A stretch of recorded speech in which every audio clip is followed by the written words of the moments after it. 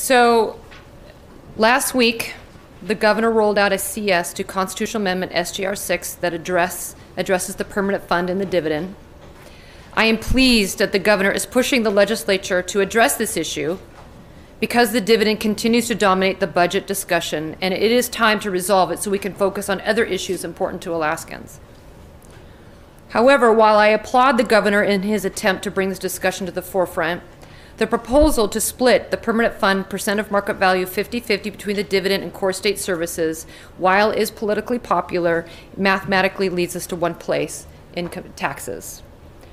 The budget deficit is so big under this plan, $1 billion plus by all calculations, that every Alaskan will have to pay either an income tax and or a sales tax, harming our overall state economy in the process.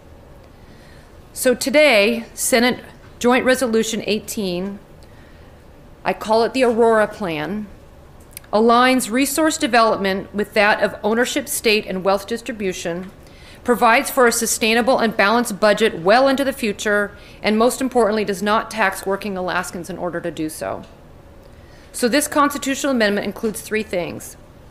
First, creates a new constitutionally protected, solely dedicated dividend fund to pay out dividends now and into the future generations. Two, this is similar to what the governor proposed, turns the permanent fund into a true endowment by folding the earnings reserve account into the principal and locks the annual 5% of market value draw on the fund.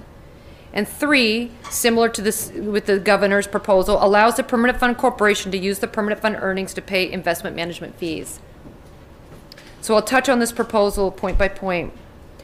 This resolution does turn the permanent fund into an endowment model, which there's been discussions, Mr. President, on this for many years, where the earnings reserve account and corpus become one account, where we put the percent of market value at the maximum 5% in the Constitution. This will make sure we protect the fund over the long term so we never take more than 5% out each year. And this is the tried and true amount that foundations, endowment, and sovereign wealth funds across the world have proved to be keep their funds healthy over time. Secondly, this resolution creates a new constitutionally protected, solely dedicated dividend fund. It will also pay 5% of its earnings each year just for a dividend.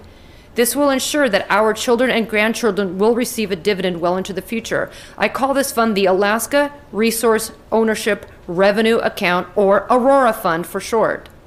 The details include moving $6.7 billion from the traditional permanent fund to create this ARORA account.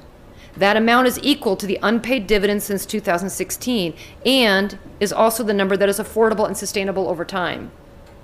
It splits the oil royalties going into the traditional permanent fund by 50-50 with this new ARORA account, meaning 12.5% will go to the traditional permanent fund and 12.5% will go to the new ARORA dividend account. We put the ARORA account into the Constitution so the dividend will be untouchable and protected. And Mr. President, this does reset the dividend, but it will grow over time. In regards to the governor's proposal about the power cost equalization program, I think there needs to be a little bit more work to still look at the language to get it right. This proposed, in summary, Mr. President, this proposed plan will finally allow the state to have a solution to the most debated issue in history without incorporating burdensome taxes on working Alaskans. I hope all Alaskans will consider this historically significant change to our Constitution so we can move forward, put the dividend issue behind us, and focus our energies on creating a vibrant and robust state that offers world-class education and job opportunities for all Alaskans. Thank you.